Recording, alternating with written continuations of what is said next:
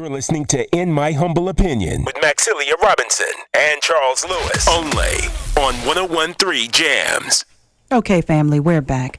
You're listening to In My Humble Opinion on 101 Jams. And as promised before the break, we have Dr. Umar Johnson on the line. Yes. Dr. Johnson, thank you for joining us. Thank you. Glad to be with you. All right, so I'm sure you are well informed as to what's happening in the city of Charlottesville, the KKK and neo-Nazis and anti-Semitics that have brought evil to our town, as well as what's happening on a national level as far as how our president has responded to that and others. I just want to know what's on your mind, my brother. Well, a couple points immediately jumped out to me when looking at the things that have transpired in Charlottesville. Number one, I thought it was very interesting that most of the counter-protesters were white people. Clearly, Black Lives Matter was represented. There was a lot of black folk, but the white counter-protesters clearly predominated within the audience. And for me, I saw that as a deliberate attempt to once again make sure that the narrative, the social narrative that comes out of this is one that, again, eclipses, marginalizes, and dismisses the centrality of the black agenda as it relates to the removal of the Robert E. Lee statue. In other words, what we find, and we've been seeing this consistently since Dr. King's assassination, whenever there is a black protest to put forward an aspect of the black agenda, it is often blitzed by an overwhelming amount of white participation, which redirects the argument. That counter-protest was about slavery. That counter-protest was about sending a message that Robert E. Lee statue should not be up there because it is disrespectful to African people given our legacy in this country. But because it was inundated with the homosexual white movement, and because it was inundated with the feminist white movement, and because it was inundated with the anti-Semitic Jewish white movement, the fact that this was about black people got obscured. I also thought it was rather interesting that the police, according to the American Civil Liberties Union, the police were told to stand down. And I thought it was rather ironic how the police allowed so much mayhem to go on during this protest, where compared to protests that were carried on by black people as a consequence of police genocide, you saw way more strong army from the police than you saw in Charlottesville. And I think a lot of that had to do with the fact that they were policing their own white people and not black people. So Dr. Umar, Charles, thanks for joining us as always. Appreciate it. So let me ask you to that first point that you made. What benefit do you see in contrast to the downside of it being a community counter protest for our white citizens to say, we don't agree with the statue or preserving the Confederacy either, so we want to be out here with you. And and being that the population, the demographic does give a majority to our white civilians, that could be one reason for that. But I'm just curious do you see a benefit in the whole community being out there in protest?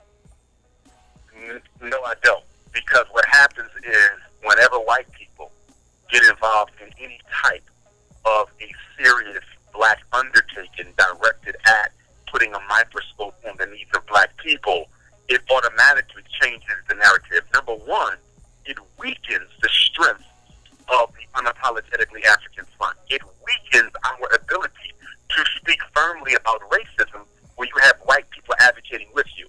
In other words, in my premise, all white people are racist. All white people are racist. And all white people benefit from racism, and all white people practice it consciously, unconsciously, directly, and indirectly. So that is to say that whenever it's time for us to fight for anything that is of benefit to us, we need to do it by ourselves.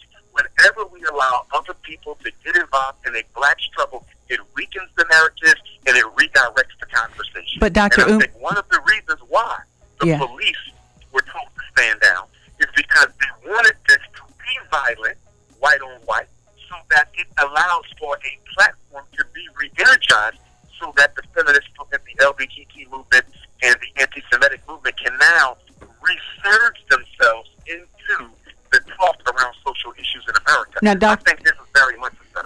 Now, Dr. Umar, what some people would argue is they're in a damn if you do, damn if you don't situation, because, as you mentioned, the majority of the counter-protesters were white. So if the white counter-protesters weren't there, then where does that leave the few?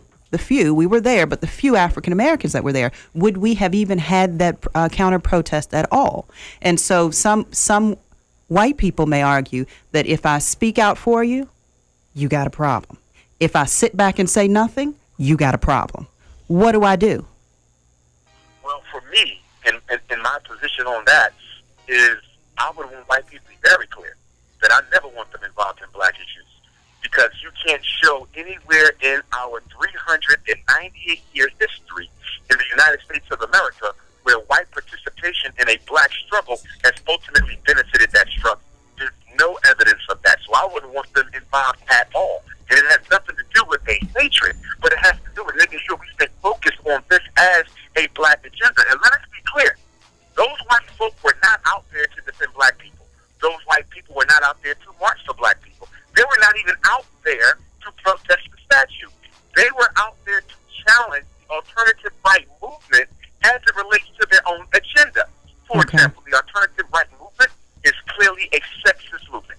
Okay, so from a feminist perspective, white women will have an issue with them. They are clearly anti-Semitic. So from a Jewish perspective, European Jews are going to have an issue with them. They are clearly against LGBT. So the LGBT community are clearly going to have issues with them. I would argue that most of the white people out there were not there in solidarity with black folks. Okay. They're out there advocating their own issues that are at odds with the outright. All right. Again, family, we are tuned into In My Humble Opinion on 101 Jams, who are speaking with Dr. Umar Johnson. We're going to take a quick break, and we'll be right back after this. You're listening to In My Humble Opinion with Maxilia Robinson and Charles Lewis, only on 101.3 Jams.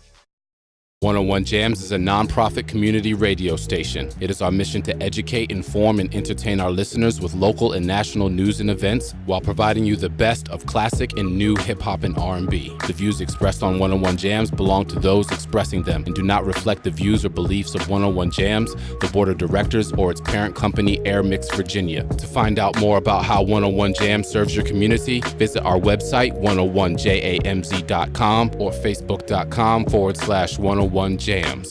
For real, 101.3 got the city on lock. And when you're out of the city, listen online at 101jamz.com. Family, we're back. You're tuned into In My Humble Opinion on 101 Jams. And before the break, we were speaking with Dr. Umar Johnson. Dr. Johnson, give us some guidance. Where do we go from here? How do we make this better? Well, number one, I think there needs to be an intellectual paradigm shift as it relates to the black struggle in America. We'll be celebrating 400 years in just 2 years. From 1619 to 2019, that's 400 years. And I think there's certain ways we have approached our issues that are now dysfunctional and outdated. One of the narratives that has to shift, one of the paradigm shifts we have to take, is away from symbols to substance.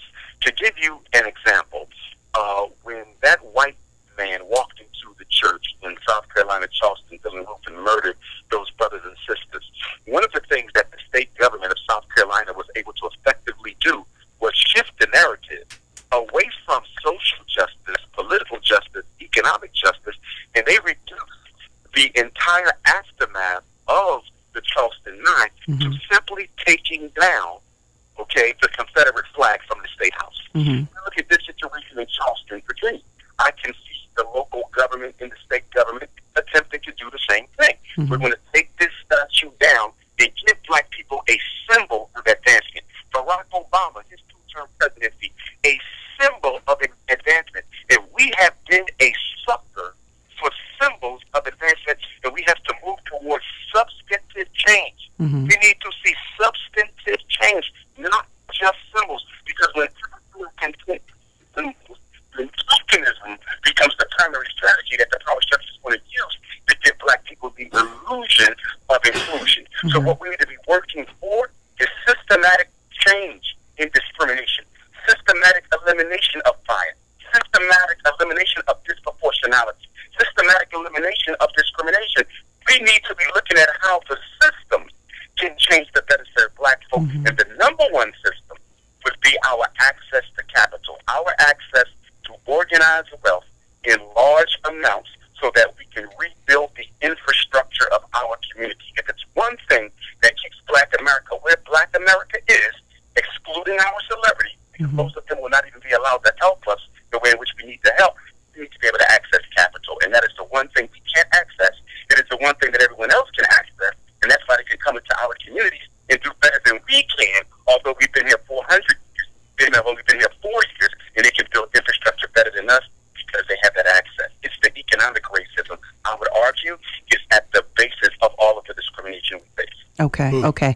Aaron? Yeah, Dr. Umar, pleasure to speak with you. I know you're familiar with Dr. Frances Cress Welsing, and before the ancestor passed away, she accurately, and I think I heard you speak about this, predicted that a lot of this quote-unquote racist, white nationalist rhetoric would continue and that they would start to respond with direct violence. Being a father with two young black African-American boys, what everyday strategies do you have simply, and I'd like to ask all of our spokespeople strategies for us to stay safe in this kind of environment, because I also see that they're going to have another event at Texas A&M University, and they're going to continue to be doing these rallies. So what just everyday strategies of self-respect or suggestions do you have for black people and citizens to keep themselves safe as these individuals express this behavior and with direct violence? Doctor, you with us? Didn't make out that comment. If someone could paraphrase it for me. Paraphrase the. Yeah. So Aaron was asking, what tips would you give for us, particularly us with black kids facing these kind of adversities, ways to maintain our self-respect, but and also protect ourselves. Well, one thing that has to happen is we have to give our youth, the next generation, we have to give them a very thorough political education. Because one of the things that I see missing from all of the protests that we have been having over the past several years, beginning with Trayvon Martin, coming up to even now with Charlottesville, Virginia, is a lack of political education for everyone, but particularly for the masses. And the reason why that's so critical, when people are not politically educated, they don't even know what they're fighting for. They know what they're fighting against. Black people have always knew what they were fighting against, but we weren't always crystal clear on what we were fighting for. So political education saves lives, a political education saves resources, and a political education saves time. So we have to politically educate the youth. But in order to do that, I think that adult black America has to come together, and we have to decide on the platform that we want moving forward. You still have the ideological civil war in black America. And that ideological civil war basically says there are some of us who are assimilationists, integrationists, and accommodationists. We believe the future for black America is in getting white people to accept us. After 400 years, that is still a very popular ideology. And then you have the nationalist camp, which I represent, which says, listen, we don't have to hate white people, but we need to understand something. Every group in America that does well for itself does well by itself. So there has to be some degree of independent political, independent economic, and independent sociological building and infrastructure development within the black community. So we're going to have to rectify that intellectual ideological civil war that still exists well after W.E.B. Du Bois versus Marcus Garvey, well after Dr. King versus Malcolm X, well after Frederick Douglass versus Martin Delany. We still need to rectify that because our children don't really know which way to go. Should I be an integrationist? Is that the way to go? Or should I push forward towards nationalism? All right, all right. Dr. Johnson, thank you for joining us. We appreciate your time. Anytime. Y'all have a great day. You too. All right, family. You're tuned in to In My Humble Opinion on 101 Jams. We're going to take another break and speak to Don coming up, right? Don Gath. There we go. All right. We'll be right back. You're listening to In My Humble Opinion with Maxilia Robinson and Charles Lewis, only on 101.3 Jams. IMHO 101 Jams, the People Station, your home for today's and classics, hip-hop and R&B. And again, this is our Charlottesville Solidarity episode where we're taking our time to heal and looking ahead to our progression and where do we go from here. I want to remind y'all, IMHO 101 Jams on Facebook and other social media is how you can reach us with your messages. Appreciate the call so far. Love that you all are listening and giving us your good feedback.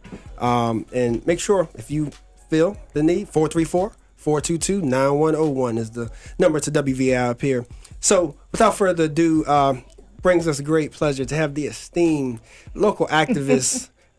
He was also the chair of the Blue Ribbon Commission, Mr. Don Gathers. How are you, Don? I'm great. Good evening. Thank you all for having me. Good. Well, sir, I think it's best if we just give you the floor because and start how you feel, because I know that you've been a part of this process for a while. I saw Mayor Signal on the TV earlier, and he spoke about that he feels that, instead of us pointing fingers and saying this person did that and caused whatever, that the real issue is that there's some who just have an issue with us pulling back that veil and taking that mask off of the history and now trying to progress and have a better future than what our past was. So again, I know you've been involved in a lot of community events and activities trying to make a better Charlottesville, united Charlottesville. And I know that you were present yesterday as well. So please just let the people know what you're involved in and give your account of what's going on right now in our city. Well, thank you very much, Charles. I absolutely was present yesterday and very much involved. And let me not take exception, but reword what you said. It's not. We are more in the process now of pulling off the sheet and exposing the wizard, if you will. Because right now we're in a time that are very troubling. Especially when we have 45 sitting up at 1600 Pennsylvania Avenue. Yeah. And when asked to comment about this, he wants to point the fingers at there being problems and improper acts on many sides. His refusal to use the term white nationalist or white supremacist or Nazi, when through the entire campaign process he was pushing for President Obama to use the term radical Islamic terrorist. Right. You can't have it both ways. Right.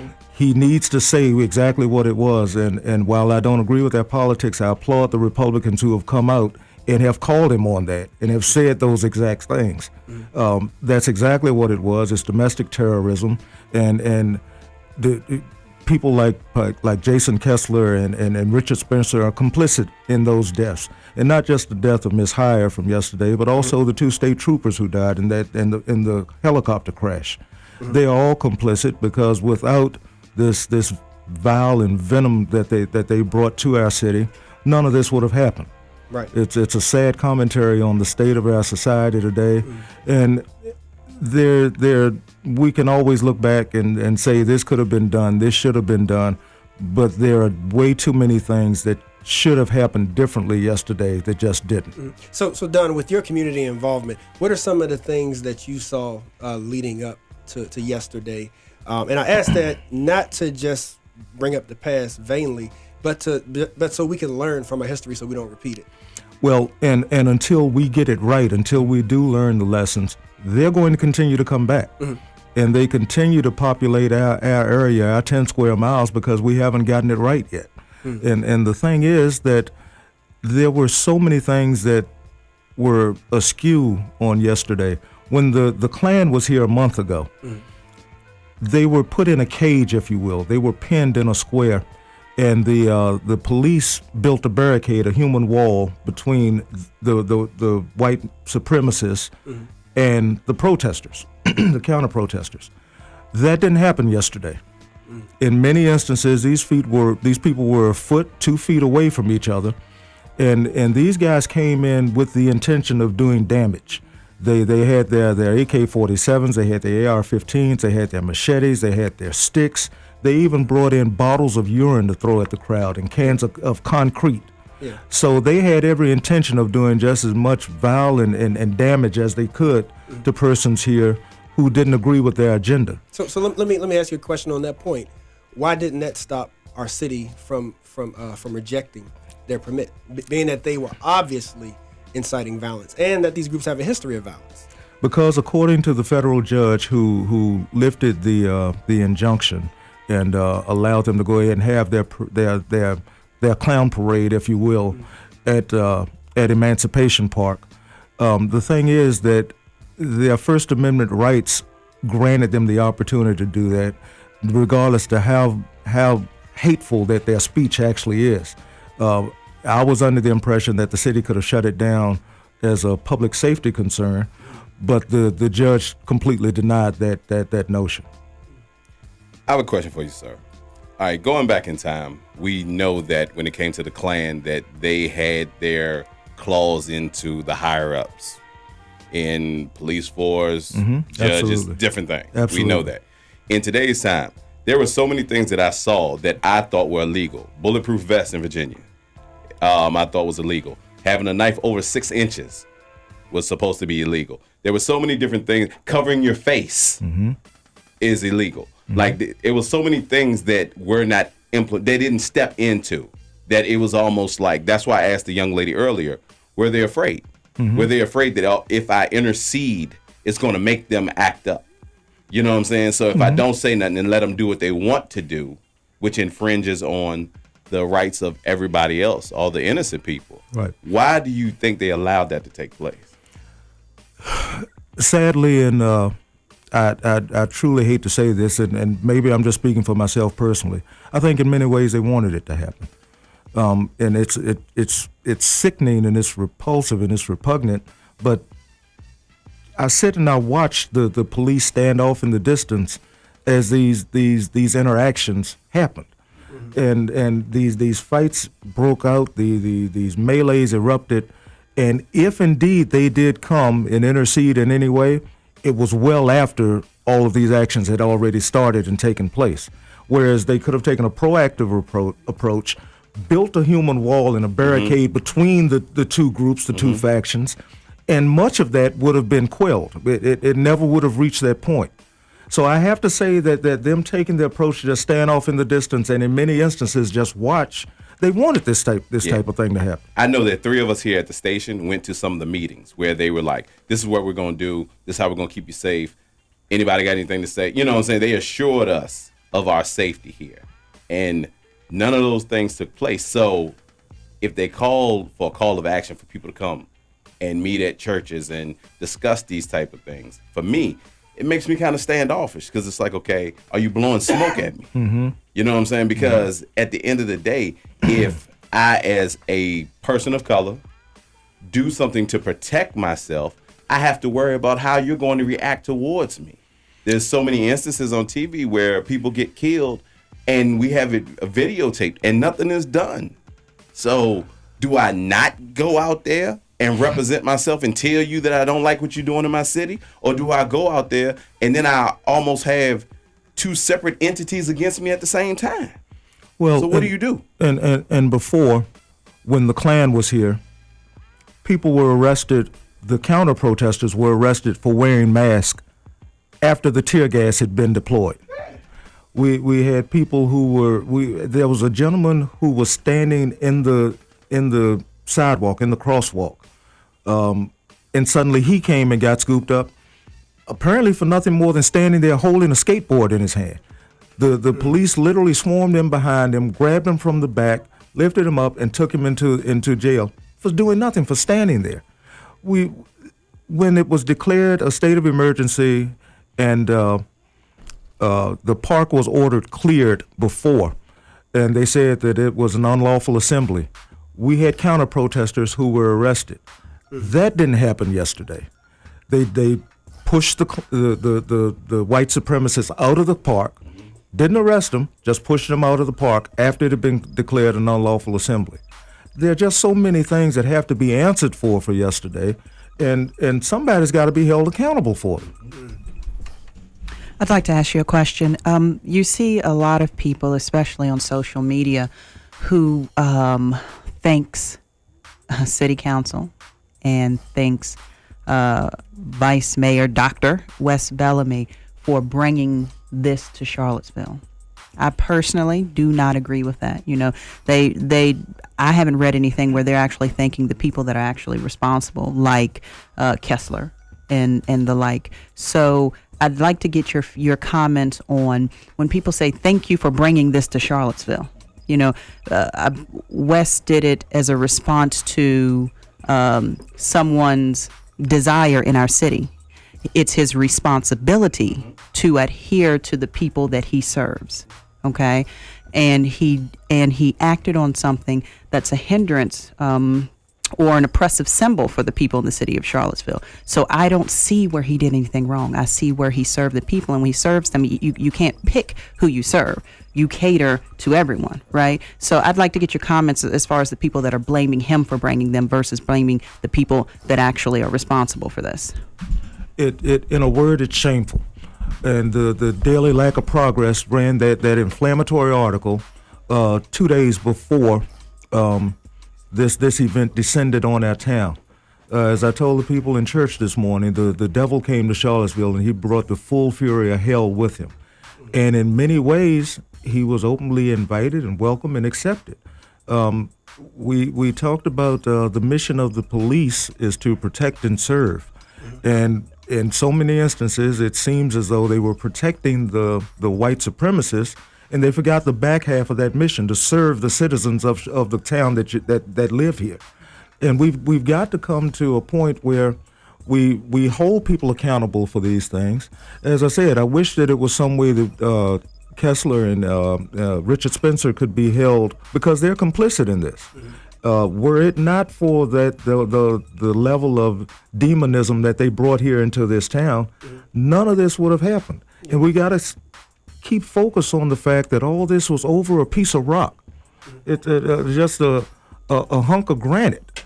And that's what they say that all this is about. And it has nothing to do with history. It has nothing to do with heritage. It's just pure evil hatred. Yeah, and I saw a Supreme Court justice this morning who stated that, how she said no longer can anybody argue that the flag or the statues represent anything other than white supremacy. And if indeed that is your history and your heritage, then you should be denouncing it, because you see what the city devolved into because of this. And I challenge anyone who still feels the necessity for those statues to remain to explain to me how you rationally and reasonably can argue that when you see what it's brought about to our town. Yeah. So Mr. Gathers, final question as we wrap up with you. We appreciate your time and all the great work you do for our community. But the resolutions, after seeing yesterday, where do we go from here? What would be the word that you would want to share with our community to make the difference for us to be the Charlottesville that we need to be? Well, let's start off with prayer. Hopefully all of this has driven people to their knees. Hopefully then we can open up a true dialogue and a conversation where people aren't only talking at each other, but actually listening to each other. Because until we reach that point, we'll never be able to solve any of the problems here in Charlottesville. And it's systemic of many of the same problems that we've got here. You know, the homelessness, the lack of true quality jobs with good wages. You know, the problems that we've got with the housing projects. I mean, it all plays into a much larger problem that nobody so far has been willing or able to face. We got some real problems here in Charlottesville, and they don't all center around those statues, but the statues represent oppression, they represent bigotry, they represent racism, they represent the era of a time gone by when we moved straight from slavery into Jim Crow and then pipeline to prison, the explosion of the crack epidemic, the explosion of the opioid epidemic, and all of these things are just a way to keep blacks and other minorities down. And we've got to find a way to fight and get past all of that. Thank you. So, You're listening to In My Humble Opinion with Maxilia Robinson and Charles Lewis, only on 101.3 Jams. Live from the Mountain Dew Studios in Charlottesville, it's 101.3 Jams. For over 130 years, American National University has been helping Virginia students like Tara further their careers. After completing my program at ANU, I was able to land a medical assistant job with recommendations from my externship site. You could say we're in the business of making dreams come true. I'm a people person. I love helping my patients. When they ask me questions and I can give them the proper answer, that makes me feel good. American National University has provided career-focused education for more than 130 years. Fall term application deadline is September 1st. You can reach the Charlottesville campus at 434-220-7960 or visit an.edu for more information. If you happen to be in the downtown area, stop by the Annie Room, Charlottesville premier spot for dance parties, hip-hop showcases, comedy, go-go bands, and Caribbean music. The Annie Room is serving dinner from 5 p.m. Wednesday through Friday and 6 p.m. on Saturdays and Sundays. Hennessy wings, oxtails, curry, or jerk chicken. The Annie Room is located at 219 West Water Street, Charlottesville, Virginia. Okay, summer's almost here, and Anytime Fitness on 29 North reminds you that there's no more hiding those rolls under layers of clothing. Whether you need to drop serious weight or just want to keep and tone your look, Anytime Fitness has the equipment and the support you need. As a new member, you get a personalized Get Started plan, and their staff is there to keep you on track. And just like the name implies, you work out on your schedule, anytime, 24/7. You can learn more at AnytimeFitness.com or at the Anytime Fitness location on 29 North in front of Kegler's and across the highway from Gander Mountain. That's Anytime Fitness. 101 Jams. Listen live online. Streaming 24/7 on TuneIn Radio. Download the app in the App Store for iPhone or Google Play for Android. Search WVAI. You're listening to In My Humble Opinion with Maxilia Robinson and Charles Lewis. Only on 101.3 Jams. Welcome back to IMHO, and thanks for sticking with us on this day that we're calling Charlottesville Solidarity, where we're talking about healing and then progressing. And at the end of last hour, you heard us talking to a local activist, Mr. Don Gathers, and we just want to thank him, and we just wanted to just bring it back with him real quick just so he can let the people know of any organizations that he may be a part of or just closing words that he may have for the community. Thank you very much for having me on. I appreciate you all and your efforts to try to, as much as possible, heal this community moving forward. We still obviously have a lot of work to do. If you have any concrete suggestions and viable ideas, I suggest that you reach out to our leadership. And I truly appreciate much of the work that some of the leaders have been doing because we need some real leadership and some real direction here in this city right now. And it's not a time for hatred. It's not a time to combat evilness with evilness. We've got to figure out how to work past all of this foolishness and make these folks know that they're not welcome here in this town. The problem is this has become ground zero for hatred here. And we're dealing with the same issues that many other communities in the country are. Berkeley, California, of course, Ferguson, Baltimore, New Orleans. They're dealing with many of the exact same things that we are, and until we get it right, we're giving these clowns the right and the opportunity and a blueprint as to how to just continue to proceed and march on these types of issues throughout the country. So we've got to fix this problem. This weekend will leave a huge emotional and physical scar on our entire community. And we've got to find a way to soothe and to ease that, because our people are hurting right now. Gotcha. Well, Mr. Gathers, keep up the great work that you're doing, and we appreciate you. You're welcome back anytime when you want to share a word with the community. Thank you very much. I appreciate you all. All right, thanks for joining In My Humble Opinion. So please stay tuned with us, and we're going to go to a quick break, and we will be right back with Miss Naya Bates. Another local activist and does a lot of work at Monticello. And also City Councilwoman Kristin Szakos, frequent guest here and part of the IMHO family. Remember, give us a call, 422-9101. And also you can inbox us, IMHO 101 Jams. Please stay tuned, 101 Jams. In My Humble Opinion, 101 Jams, the People Station, your home for today's and classics hip-hop and R&B. And once again, today we are just taking our time to hear from the community, hear from a bunch of different guests nationally as well as locally. I want to thank everybody for contributing, those who've sent messages, those who have called in, because we got to do this together. Right. We got to show unity. There's different facets and denominations to our ways of thinking, but at the end of the day, we have to live together. So we need good solutions, right, Max? That's right, absolutely. So right now on the phone, we have a guest with us. Miss Naya Bates. How are you, Naya? Doing well. I'm glad to be with you all today. Thank you for joining us. And for those who may not be as familiar with you, I know you do a lot of work when it comes to preserving our history at Monticello, as well as a lot of community events with the Jefferson Heritage Center.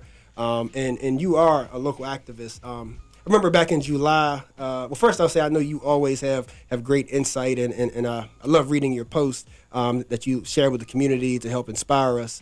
I know in July you were there on the front line. And yesterday you were part of a counter protest that was being sponsored by University of Virginia. So how about you tell us maybe your train of thought as far as being there in July and then choosing to do a counter protest yesterday? Certainly, yeah. The July rally was kind of touch and go as far as I was concerned. July 8th, I was thinking that I wasn't going to go out and actually protest, and then on the day of, I was like, this is my city, this is my community, these are people that I care about, and we can't just allow the KKK to come rally here. So I felt it was my place on that day to be out in the park.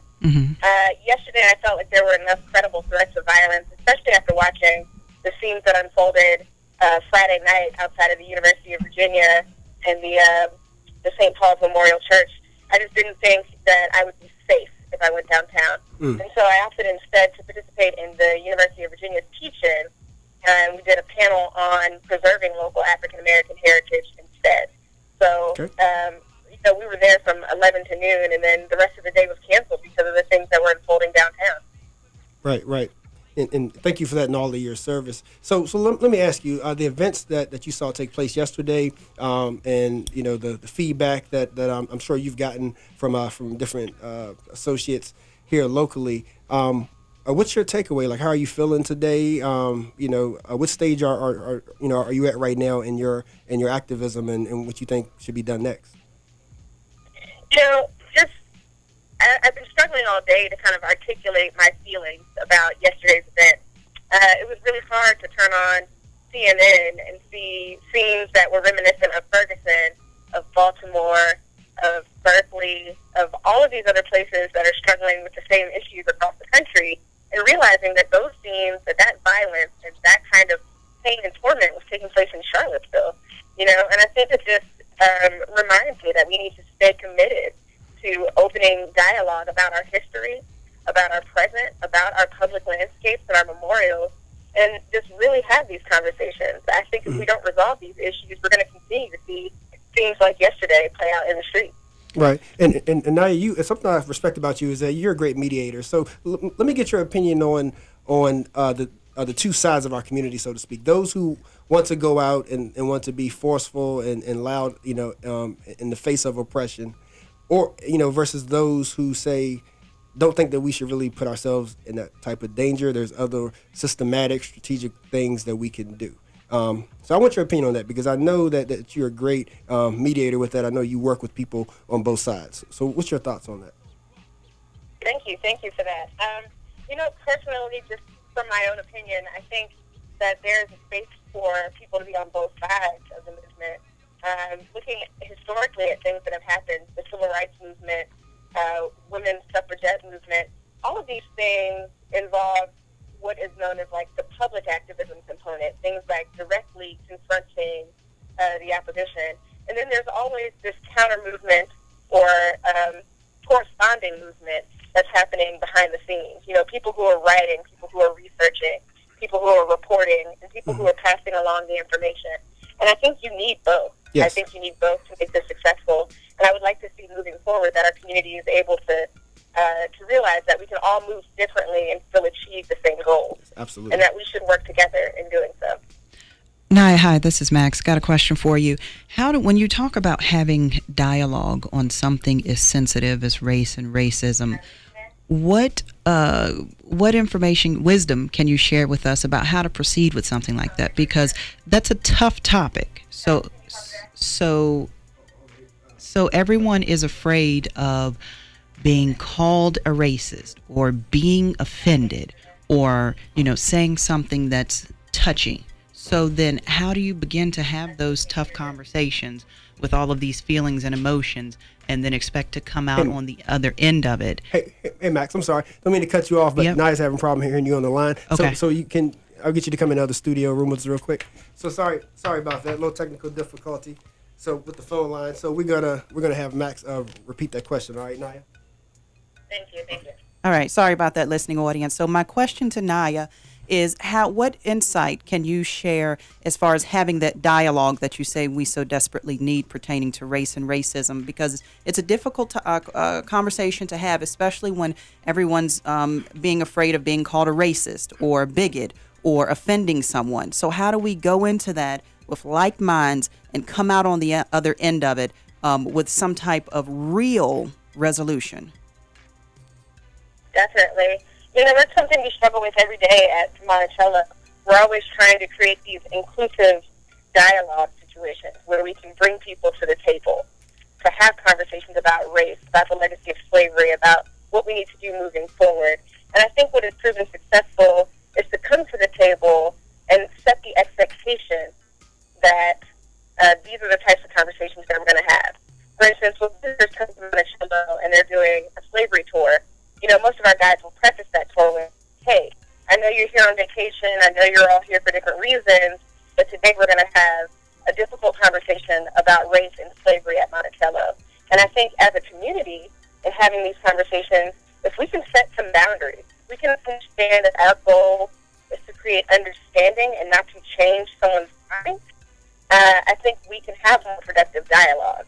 If we're going in there open and we're willing to be vulnerable and present the things that we find to be strengths and weaknesses within the community, I think we can start to have this dialogue. But it's a challenge. It's going to be challenging. It's always challenging when you're talking about things that are seen as core ideals to our identity, and a lot of times people feel attacked because they feel like you're attacking who they are when you are addressing the ideas and beliefs that they have. So as long as we can create environments, things like historic places or community events, things like the trainings and workshops offered by the Clergy Collective, things that are going on with the Jefferson School and the Community Dialogue on Race, I think those are all open pathways where people can feel that they're in a safe space to have these conversations. Absolutely. There you go. And I knew that you would take it over, because that was going to be my last question to you about people can get involved in next steps and things of that sort. So I definitely appreciate that insight and that expertise. But before we let you go, we would be remiss if we didn't get some updates from you as far as the great work that you're doing, things coming up that the community can get involved in, whether at Monticello or anything else you're doing in the community. Yeah, so at Monticello, we actually have the Heritage Harvest Festival coming up on September 29th. We've invited culinary historian Michael Twitty.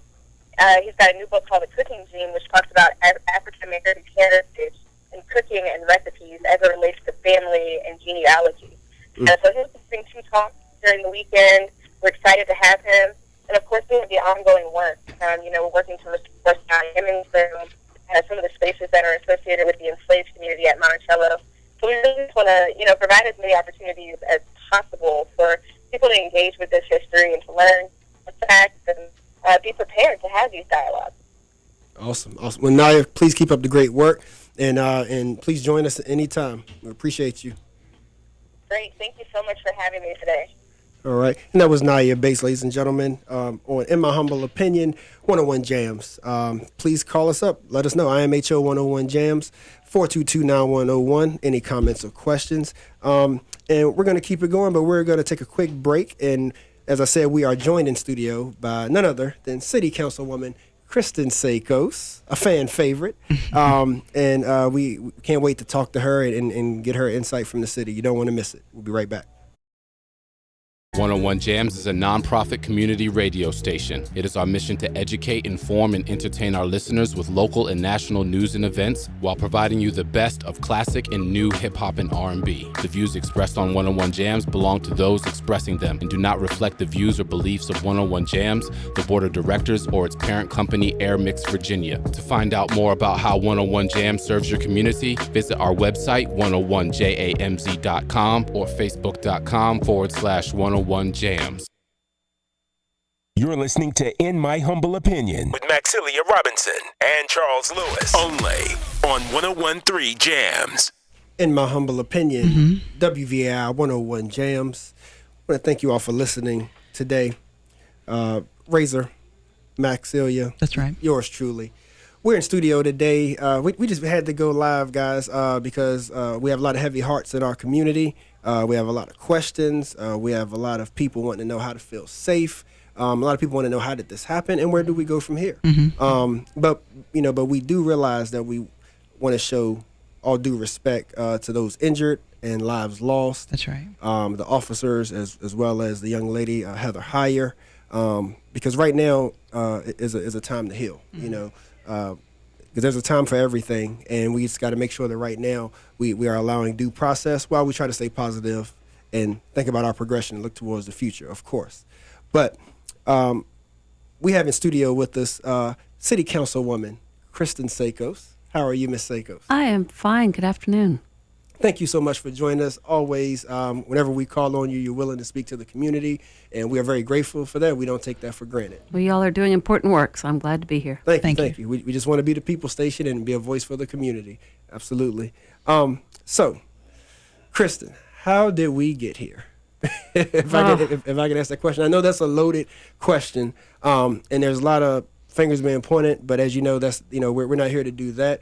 We really just want to analyze, what happened and what's still going on as we see things still happen today. There were arrests made and things like that. But you're, a member of City Council, and as you can imagine, and as your timelines, and inboxes have been flooded with questions and accusations and things like that, we want to give you the air to be able to clear the air. Sure. Well, you ask how we got here, and I think the long answer starts back at the founding of this country. And how we were, founded as a nation divided, a nation that depended on the work of people who were enslaved and the elimination of people who were here before. And I think that as we've come through a civil war, fought around those issues, one side was defeated, thank God, but they've never quite gotten over it. And I think that kind of conflict has still been there this whole time. And we saw it raise its ugly head during the presidential election this year. Certainly not everyone who voted for Trump was a white nationalist, but I would say that all the white nationalists probably voted for Trump. Safe. And in fact, yesterday when he tried to make a statement of condemnation over what happened here, he couldn't do it. He couldn't bring himself to do it. And today the White House came out with a statement of condemnation, but it didn't come from the president. So, I think that he has emboldened these people to feel like they are the invisible majority somehow. I think we know they're not, but I'd say to a certain extent they're delusional. Yeah. But they also have just elected a president, so they're feeling pretty emboldened. And so they've been coming to other communities as well. I think, we talk a lot about how in this community we have, a deep legacy of racial inequality and equity, and those are things that we've been working very hard on, especially in the past few years. And I think, as it turns out, our working hard on those things is partly what attracted their attention this time. Yeah. And I'm not ashamed of that. I think, if the only way to stay out of their target sites is to not do anything, I don't want to do that. So, we've done things around voting to get rid of the statue of Robert E. Lee in our park. We've welcomed immigrants. We've said about really working on a platform of racial equity and inclusion. And I think that those things are the very things that make us a community that they're terrified of. Yes. And so they've come here to tell us that. Right. And on that point, let me ask the question, because a comment was made earlier this morning, I believe it was a Supreme Court justice who said that after these type of events, there's no question that these symbols and these monuments represent anything else but white supremacy. I have gotten several emails today and a lot of posts on Facebook I've seen of people who said, I used to think we should leave the statues there, that it would be better just to kind of get over it, not talk about it, and now I want them gone because I can see what they mean to these people. Yeah, and we had a dialogue with Richard Spencer to some chagrin, but we, really wanted to get into his brain and see how he was thinking so that we can act accordingly. What was it like in there? You don't want to know. Busting cobwebs. But one of the things that kind of stuck in my craw out of the many things that he said, but one was that, and was very telling, he said, nobody wants to be the minority. Mm-hmm. So when you hear things like that, and when you hear him say that his main reason for fighting is that he feels like that soon he's going to be a minority. And he knows how he's treated minorities. Right, exactly. And he knows this. But he also says that it's his country and people like him that they took it. He admits that, that they may have taken it, but it's their country. And they disagree with the progression of the city of Charlottesville. So when you hear that, like, how do you rebut that and be able to continue to do your work? Well, it makes me proud. Mm-hmm. If a white nationalist hates everything you stand for, you're probably standing for the right things. What do you say to people who say, this is all over a statue? Somebody died over a statue. Well, a friend this morning said it wasn't all about the back of the bus, and it wasn't about the water fountains, and it's not about the statue. Good point. Yeah. So, and just to be a little more specific, I'll say that I really feel that they said it was about the statue because they wanted it to be an emancipation park, and so that we couldn't relocate them somewhere else, they had to say it could only be there because of the statue. So I think that was a bit of a narrative that they added later. Right. So let's dive into some of the processes that was carried out by the city, and you know a lot of the questions and accusations that have happened. But if you would kind of think back, surrounding yesterday, Sure. Some of the steps that we're taking, whether it was the decisions of calling in who was called in, and the reasons to whether it was blocking off certain streets, just kind of take the listening audience to the city's thought process surrounding yesterday. Well, I'll say that even as a city councilor, I'm not privy to all of the operational. Right. Decision making, and those are things that will come out in the weeks ahead. So that's something we will be looking at. I do know that there was a rumor that there was some sort of stand down order that police were told not to respond. That's absolutely not true. We've confirmed that with the police. They were definitely trying to use de-escalation. They were criticized a lot on July 8th for going too quickly to violence, and so I think they were being very conscious of trying to protect people without just beating heads, and so I think that they did that. In some pictures that I saw on CNN, you can't see any police, and people are saying, where were they? And then today I see some aerial photos of exactly the same scene, and the police are everywhere. They're just not in the angle of that camera shot. So I think we're going to find out more as time goes by. I know that the chief of police in Charlottesville and the city manager and city council were committed to keeping people safe. That was the main reason they were there, and I think that they did an amazing job. I think it's horrible that a person died. The two state police pilots as well, of course, but that the white nationalist rally and riot caused the death of a person is just tragic beyond words. But a lot of people worried that there would be many more deaths. They all came with guns. No one was shot. So I think that it could have been much worse. And I'm sorry that it wasn't, that it wasn't better. But I think that given all the moving parts and the fact that the ralliers came in different sections and from different areas and different times. So once they had them surrounded, more came, and then were outside the ring of police. I think that it's just an incredibly complicated theater of operations, and it'll take us a while to find out exactly what happened. And going forward, when it comes to administering these type of permits, and you may be able to clarify who exactly makes the final call on those, but going forward, what lessons have we learned as far as controlling this? Well, the First Amendment is a very strong amendment. It's one that I support very, very strongly myself. And, I often say to people, I may disagree strongly with what you say, but I'll defend to the death your right to say it. But that said, we knew that this was going to be a dangerous rally, and we couldn't do anything about it until we actually had actionable intelligence that it was going to be dangerous. That where somebody was associated with the rally itself actually started saying we will be violent.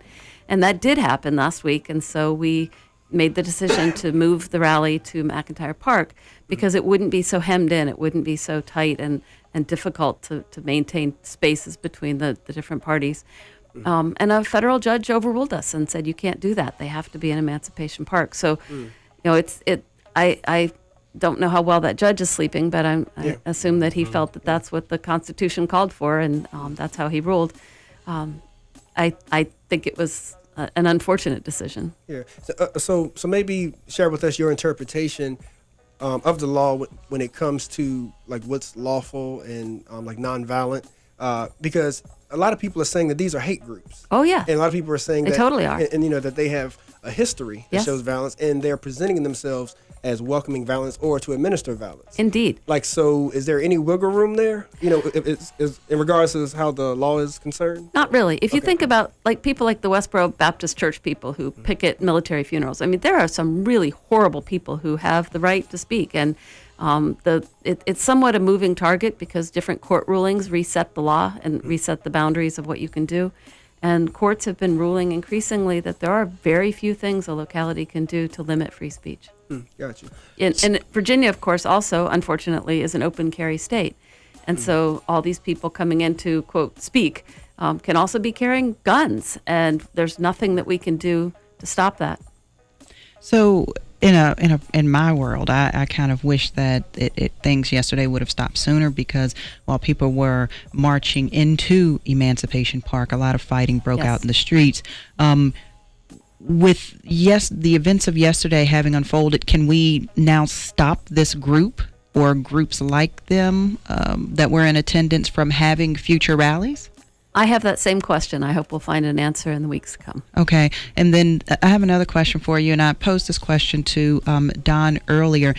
Does yourself, because a lot of people, as Charles mentioned earlier, blame you or blame City Council or whoever for this having happened in Charlottesville. So do you or do any members that were a part of removing the Confederate statue, do you feel like there's any onus or responsibility that you have to accept in the role that you played in what happened yesterday? There's certainly a link. And for that, it certainly, makes me, it's very sobering to realize that I certainly did play one part of a role in this, in how it kind of came out. Mm-hmm. I do believe, though, that it really wasn't about the statue, but even if it was, that at some point you do the right thing, and if people find that so enraging that they come after you, it wasn't the wrong thing. I agree. Ms. Szakos, I got a question for you. Yes, sir. When they implement like a state of emergency or a state of unrest, there's other parts that can go along with that. Like, I know people say, they're going to implement martial law, people quick to holler that. But when they do operate a state of emergency, why don't the people, the higher ups, explain to the community what that means? Because I know that once they do that, then they have the right to, anybody who has been in trouble that shows up to this peaceful rally can be stopped and fingerprints taken and your DNA. See, these are things that people don't understand when they run down here to these stuff. Why don't we explain to them what that means instead of saying state of emergency? And everybody hollering state of emergency, but most people don't even know what they're talking about. Well, actually, the press release did say a little bit more about what that's involved. I think generally we're also dealing with news media who have 4-second sound bites for things, and so it's a little difficult to get the nuance out in the heat of the moment. It happened very quickly. Mm-hmm. I think two different things happened. One was that a state of emergency was called by the governor. And that enables the city to close streets, to do different things a little differently. It was also declared the rally an unlawful assembly, which happened just like a minute after 12, and the rally didn't technically start till 12.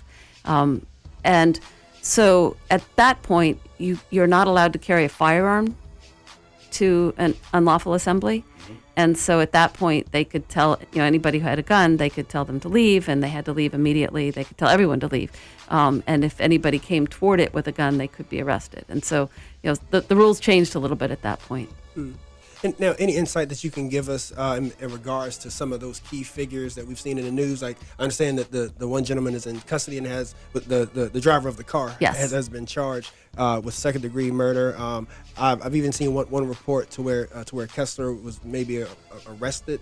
But I was curious if you know, there's a lot of things floating around, on media. But just curious of any insight that you can give as far as what you've last heard about some of the key components of. Sure. Well, I'm sort of waiting for some of that data as well. The details of arrests. As far as I know, Mr. Kessler has not been arrested. Okay. I do know that the person who hit the crowd with his car was arrested and charged, and those charges may change. I know that the federal Justice Department has opened an investigation. There's a possibility it could be labeled as terrorism, which it clearly is. Yes. If everything is as it appears. Mm-hmm. So that's happening at the federal level. So those charges could well change. Mm-hmm. And Kristin, before we let you go, we have to ask. This is your last year in City Council, correct? Yes. Yep. And first of all, I want to thank you for all your great service over the years. Oh, thanks. I can't thank you enough. But Charlottesville, and when you think about that, you're going to be out of your current position, in just a few months. So what would you, or what do you want to share? Because the floor is yours. With the city, when you think about, wow, what can I do to leave this in a good standing, to where when I'm no longer on city council, what can I say, that I did to at least put this path on the right trajectory? Well, I feel like I've spent 8 years trying to put myself in that position, so it's not sort of a last minute, trying to cram it in. There are things I still want to accomplish. I think anything that has to happen on city council has to have 3 votes, and so, I'm always kind of alert to things that can move forward. But really, I feel like, city government goes ahead, and I think we've had a lot of real progress recently, and I think we can, build on that and hopefully continue to make more progress. There are some things that I would really like to see in the next few years, and I'll be a citizen activist after I'm a city councilor. Yes. But I think that the relations between police and the community are something that we really need to work on. I think the police department has been doing amazing things in the way they've been hiring people, training people, frankly letting a couple of people go, which are really aimed at trying to improve those relations. But it's still not perfect, clearly, and I think I know a lot of people in the community don't trust the police. Just today, I heard somebody saying that when she saw Nazis walking through her neighborhood, she felt afraid to call the police because she wasn't sure if they would be worse. And I think it's really sad when a community feels that way. I think that it's going to take a lot more than the city improving its police department. I think a lot of it is going to have to be communicating to people and then showing up day after day after day until old wounds and wounds that we see on TV and on our cell phones as they happen elsewhere get slowly overwritten by the local conditions that will not be that way. Right. And now just let us know of some of the events that's coming up. I know there's some that have been canceled, but just anything you want to leave with the community that you may want to see our participation in. Oh, I didn't come with anything off the tip of my head, off the tip of my tongue. So, but I would say, just stay engaged, keep talking, keep listening to the show. You'll hear about stuff that's coming up. But I know the dialogue on race is coming up. I would encourage people to participate in that. The last iteration of that came up with some amazing action items, which we now see. City of Promise, the Human Rights Commission, various things have come out of that are now real and part of how we do business. Thank you. Ladies and gentlemen, we have been talking with City Councilwoman Kristin Szakos. And Kristin, thank you once again for joining in my humble opinion. Thank you. Well, thank you very much. All right. And ladies and gentlemen, please stay tuned. We'll be back with closing comments and remarks, and we'll wrap up today's session on IMHO 101 Jams, the People Station, your home for today's and classics hip hop and R&B. And we're back in true IMO fashion. IHMO fashion. Thanks for tuning in to In My Humble Opinion. This is 101 Jams. Closing comments. Good show today, but closing comments, fellas? Yeah, well, the first thing that I wanted to say again is to make sure that everybody, realizes what today was all about. Because it definitely is that healing stage. There's many steps to recovery. And that stage we're in right now is we pay respects to those who lost their lives, those who are injured, those who are feeling unsafe in our community. And so we just hope that we were able to bring guests and insight and expertise today to set us at ease a little bit, to make us feel a little better, regarding the situation, maybe as good as possible. But this is something that's going to be an uphill climb because we know the forces of evil that are against us. But we just wanted to shed a little light, and I wanted to make sure everybody knows as well, Max, that to stay updated, keep lookout for different vigils and different activities going on for the showing unity and showing respects, because some of those have been canceled. So just make sure you all stay up on those if you were planning to attend anything. Want to lastly make sure that everybody knows that Heather's family has a GoFundMe account to help out with the funeral expenses and things of that sort. So make sure you go to GoFundMe and look up Heather Heyer. That's Heyer, Heather Heyer. All right. Any Razor? How about you? Anything? Any questions about what happened yesterday? Anything you want to discuss? I got two things. One, I touched on with Ms. Szakos about once they implemented a state of emergency. Mm-hmm. I had a gentleman who, he's in the legal system. He reached out to us during the show, and he was saying that, he needed people to understand. If you have ever been in trouble and your prints and your DNA can link you to a bunch of stuff, if you're in jail and now you're, out here doing the right thing, Mm-hmm. even showing up to a peaceful protest, once they go into a state of emergency, you can be detained and held for a period of time, and you can be charged with incites by civil unrest just by being there. All you need is you have a record, and then you have one white supremacist to say that, yes, this person was in opposition of me, and you can be right back in the system. He said those are the things that people need to talk about. And number two, this is something that, this is Razor. So all the hotels said that they weren't going to support this. Mm-hmm. Where did they stay? Do anybody know where these people stayed at?